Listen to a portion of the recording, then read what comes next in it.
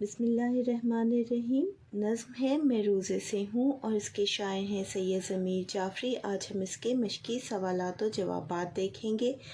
سوال: شاعر مخاطب کو بات کرنے سے کیوں منع کرتا ہے؟ کیونکہ شاعر کو خدشہ ہے کہ بات بات پر تکرار ہو سکتی ہے اور تکرار کی وجہ سے کہیں روزے کا اثر اور اجر زائل نہ ہو جائے۔ سوال: اس شعر میں شاعر نے روزے کا استعمال کس مقصد کے لیے کیا؟ شاعر نے روزے کو ایک بہانے کے طور پر استعمال کیا ہے کہ گفتگو یا سوال و جواب یا کام سے بچ سکے۔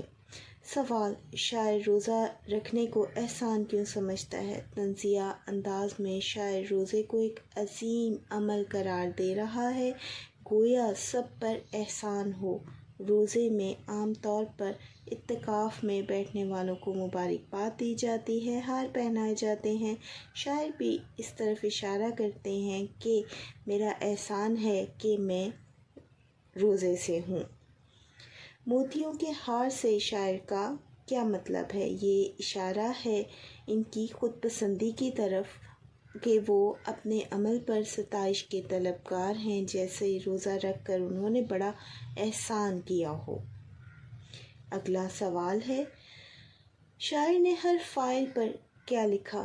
شاعر نے ہر فاعل پر لکھ دیا کہ وہ روزے سے ہے، اس لیے کام کرنا ممکن نہیں۔ روزہ ہونے کا مطلب آرام ہے، گویا فرائض منصبی کی ادائیگی نہیں ہو سکتی۔ سوال: اس شعر میں کن لوگوں کے طرز عمل پر تنقید کی گئی ہے؟ ان ملازمین پر جو روزے کو بہانہ بنا کر کام سے جان چھڑاتے ہیں۔ یہ دراصل ان کی سہل پسندی کی طرف اشارہ ہے۔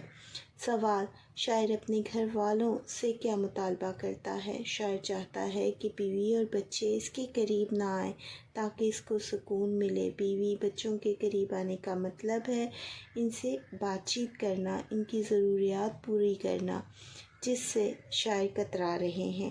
اس شعر میں شاعر نے کون سی کیفیت ظاہر کی ہے؟ شاعر نے روزے کی حالت میں چڑچڑے پن یا الگ تھلگ رہنے کی کیفیت کو ظاہر کیا ہے۔ سوال: شاعر کو کہاں جانے کی بات کرتا ہے؟ شاعر شام کو کسی کے ہاں ملاقات کے لیے جانے کو تیار ہے، مگر خاص انداز میں بتاتا ہے کہ وہ روزے سے ہے، کسی کام کی امید نہ رکھی جائے۔ سوال: نوٹ کر لیں دوست رشتہ دار، اس سے شاعر کا کیا مقصد ہے؟ شاعر بتانا چاہتا ہے کہ وہ روزے کی حالت سے ہے، لہٰذا اس سے کسی بات یا خدمت کی توقع نہ رکھی جائے۔